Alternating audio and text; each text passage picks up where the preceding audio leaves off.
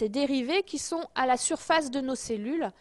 Et donc, en ayant cette double affinité C3b glycosaminoglycane, eh bien, le facteur H va avoir une affinité beaucoup plus forte que le facteur B pour se déposer, s'associer à C3b. Et de cette façon-là, il empêche le facteur B de se déposer sur nos cellules et de former cette C3 convertase, cette enzyme. Au contraire, le facteur H qui a pris en place en charge ce C3b va le présenter, puisqu'il a une activité cofacteur, va le présenter à une enzyme qui s'appelle le facteur I, qui va cliver C3b en une molécule appelée C3bi, I pour inactif, et cette nouvelle molécule de C3bi ne pourra plus s'associer avec une molécule de facteur B. Donc c'est ainsi, comme le dépôt de C3b se fait de façon absolument non spécifique et aléatoire, et bien que sur un système, on va empêcher l'activation, la poursuite de l'activation du complément, alors que sur une autre surface, qui n'a pas les mêmes caractéristiques physico-chimiques, eh bien, on va accélérer cette opsonisation et cette formation et libération de ces 3A. Alors, qu'est-ce qui active cette voie alterne? Eh bien, ça va être des structures polysaccharidiques de bactéries, de virus, de cellules transformées. Il y a également des surfaces artificielles. Certaines membranes de dialyse peuvent activer de façon très forte le système du complément. Elle peut être activée en l'absence d'anticorps. Vous avez vu qu'il n'y a pas d'intervention d'anticorps, donc c'est vraiment le système le plus primitif. Et par contre, la présence d'anticorps peut augmenter le niveau d'activation de la voie alterne. Et d'autant plus que des molécules de C3b qui ont été générées parce qu'il y a eu une activation de la voie classique, eh bien, peut aboutir à une activation de la voie alterne par ce système d'amplification. Donc, deux systèmes qui potentiellement peuvent travailler en synergie. Alors, quand C3b s'est déposé sur ces cellules, c'est d'origine bactère microbiologique, donc il y a eu ces formations de ces 3 convertases suite à l'activation par la voie classique ou la voie des lectines ou par la voie alterne, donc plein de clivage de C3b et de libération de C3a. Bien les choses, s'il n'y a pas de régulateur, les choses peuvent se poursuivre parce que ce dépôt de ces molécules C3b à proximité de ces C3 convertases vont changer l'affinité de l'enzyme qui va arrêter de cliver du C3 et va acquérir la capacité de se mettre à cliver du C5.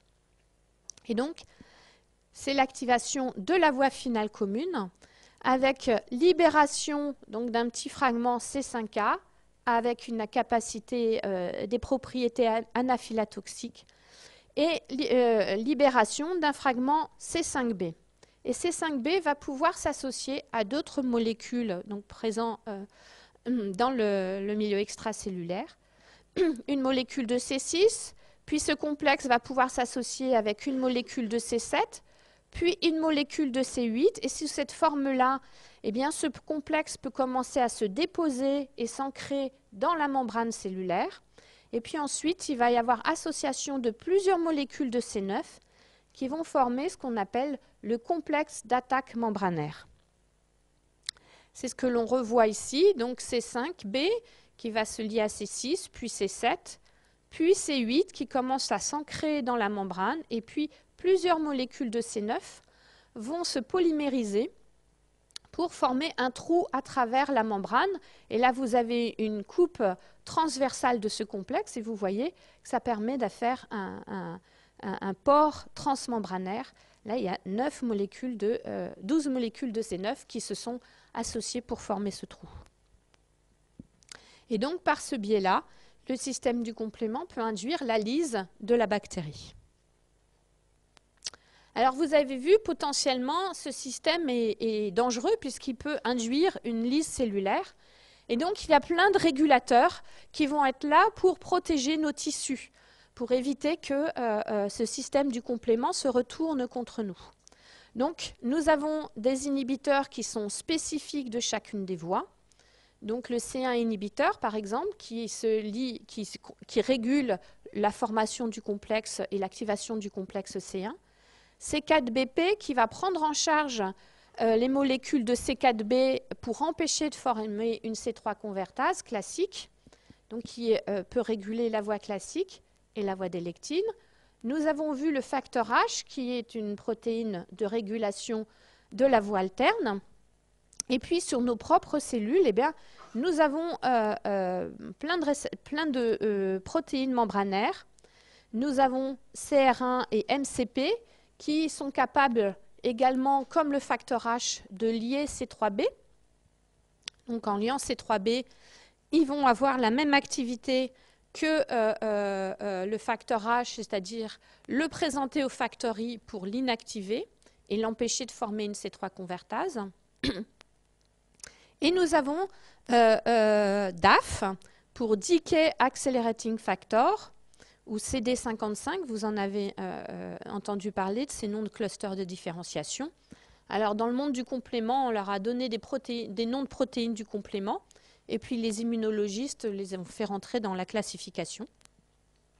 Et donc DAF, comme son nom l'indique, a pour objectif de augmenter la dissociation des C3 convertases qui auraient pu se déposer sur nos cellules en cas de défaillance des systèmes précédents.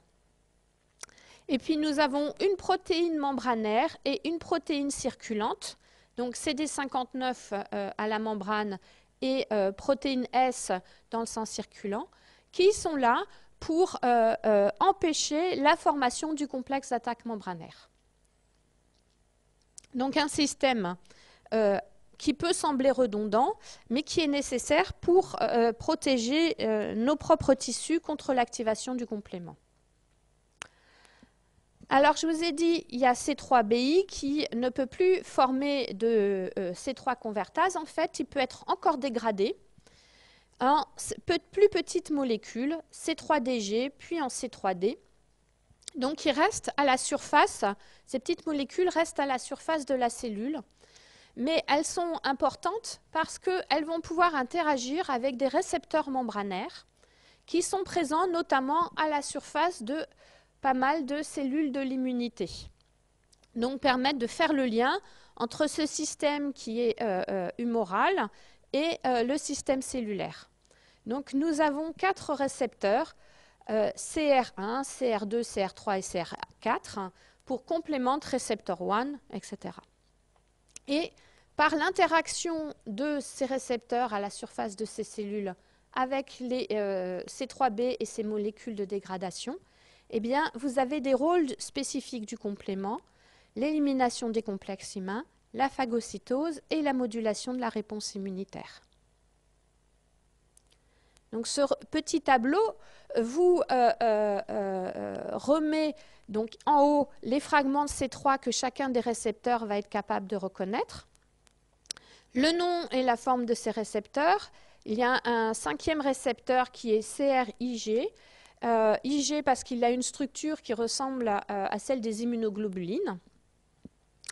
Vous avez ici leur expression cellulaire. Par exemple, CR1 est exprimé à la surface des globules rouges, des monocytes, des polynucléaires neutrophiles, des cellules dendritiques folliculaires, des podocytes qui sont des cellules d'origine qui sont à l'intérieur du glomérule rénal, des lymphocytes B. Et le rôle de ce CR1, ben on a vu, c'est un cofacteur du facteur I pour dégrader C3b en C3BI, mais il intervient également dans la phagocytose et l'élimination des complexes humains. CR2, vous en entendrez parler un petit peu plus. CR2 est présent à la surface des lymphocytes B et en fait est un des co-activateurs du lymphocyte B. On vous en reparlera plus tard. Juste pour la petite histoire, c'est également le récepteur de l'infection à EBV. C'est par CR2 que le BV est capable d'entrer dans une cellule et l'infecter. Ensuite, CR3 et CR4 et CRIG eh bien, sont présents principalement à la surface des phagocytes et leur rôle va être la phagocytose et l'élimination des complexes humains. Qu'est-ce que c'est que cette élimination des complexes humains? Eh bien, quand vous avez un antigène qui a été reconnu par un anticorps, potentiellement, il va falloir le mettre en dehors du système de la circulation et pour le neutraliser. Et donc, il y a C1Q qui va pouvoir intervenir puisqu'il y a plusieurs immunoglobulines présentes, complexées avec un antigène. Donc, C1Q et le complexe C1 vont être activés et C1S va cliver du C4 et puis du C2, former une C3 convertase à la surface du complexe humain, qui, donc, ça va permettre l'opsonisation de ce complexe humain par C3b. Et donc, nous avons ces complexes humains qui ont été opsonisés. Et là, ils vont pouvoir être pris en charge par CR1, parce que CR1 est présent à la surface des globules rouges. Et vous savez qu'on a énormément de globules rouges. Donc, c'est un système qui a une grosse capacité de prise en charge de ces complexes humains. Donc, ces complexes humains sont pris en charge et ne peuvent plus se déposer dans les tissus.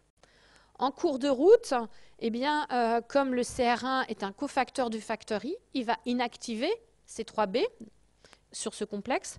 Donc, il devient C3bi. Et puis, dans le sang circulant, ce complexe et ce globule rouge arrivent au niveau du foie. Et dans ce foie, il y a une cellule dont je vous ai parlé la semaine dernière, la cellule de Kupfer, qui est un macrophage résident du foie, qui présente à sa surface les récepteurs CR3, CR4 et CRIG, que je n'ai pas indiqué, mais qui est présent également, et qui va pouvoir prendre en charge, grâce à ses capacités à se lier à C3bi, eh bien, prendre en charge ce complexe humain, le phagocyter et puis l'éliminer. Donc tout ça sans qu'il y ait induction d'inflammation, c'est un système en fait d'évacuation des déchets. Un autre déchet qu'il faut que le système du complément est capable de prendre en charge, eh bien, c'est les débris cellulaires et les corps apoptotiques. Vous savez, ces corps apoptotiques, c'est les résidus qui restent du noyau après la mort cellulaire. Eh bien, C1Q a également une très bonne affinité pour ces corps apoptotiques et donc va activer la voie classique qui va permettre donc l'opsonisation de ce corps apoptotique, donc le recouvrement par C3b. Il y a une autre molécule qui aime beaucoup C3b et les corps apoptotiques, c'est le facteur H, qui va s'y associer, le transformer grâce au facteur I en C3bi, et C3bi, à nouveau, va pouvoir interagir avec les récepteurs CR3, CR4, CRIG, qui sont présents à la surface des cellules phagocytaires, monocytes, macrophages, polynucléaires neutrophiles, et donc phagocytose et élimination de ce complexe sans qu'il y ait d'induction d'inflammation. Donc le système du complément, par ce biais-là, participe à l'élimination des débris cellulaires. Alors ce rôle du complément est également très bien illustré par les pathologies qui existent quand il y a un déficit en l'une de ces protéines.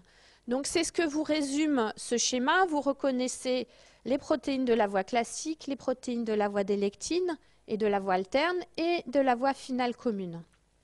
Eh bien, quand vous avez un déficit en C1-inhibiteur qui est une protéine de régulation du complexe C1, vous avez une pathologie qui s'appelle l'œdème angioneurotique. Quand vous avez un déficit en protéines de la voie classique, donc C1Q, C1R, C1S, C4 ou C2, eh bien, les sujets qui sont déficitaires en ces protéines ont un risque plus élevé de développer des maladies auto-immunes du fait du défaut d'élimination des complexes humains. Quand vous avez un déficit des régulateurs de la voie alterne, le facteur H, CD46, cette protéine membranaire, facteur I, vous êtes à risque de développer des maladies rénales particulières. Quand vous êtes déficitaire en protéines de la voie finale commune, C5, C6, C7, C8, C9, et en properdine, cette protéine qui stabilise la C3 convertase alterne, vous êtes susceptible au méningocoque, et donc ce sont des sujets qui développent beaucoup plus de méningite à méningocoque. Et enfin, il y a ces deux protéines membranaires de régulation, quand elles sont déficitaires, elles sont associées à une autre pathologie qui s'appelle l'hémoglobinurie paroxystique nocturne. Donc, comme vous le voyez, il y a des déficits en protéines du complément qui sont associés avec des pathologies tout à fait diverses, mais qui finalement reflètent la fonction du système du complément. Et donc, ce sont des sujets qui vont être sujets aux infections et au risque de développer des maladies dites à complexe humain, des maladies auto-immunes. En plus, ces protéines du complément, dans certaines circonstances pathologiques, peuvent être la cible d'auto-anticorps dans des maladies dites auto-immunes. Et puis surtout, ce système du complément, du fait de la sécrétion des anaphylatoxines, eh bien, vont participer aux lésions tissulaires et avoir un effet péjoratif dans certaines circonstances.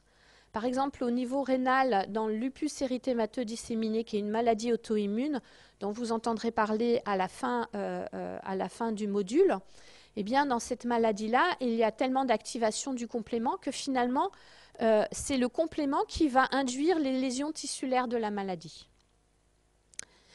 Également, dans les systèmes d'ischémie-reperfusion, vous savez, l'ischémie-reperfusion, c'est quand vous avez une souffrance d'un organe due à un vaisseau qui est bouché, par exemple dans l'infarctus du myocarde, et puis quand on lève le caillot, que la circulation revient, eh bien, il y a activation du complément de façon très importante.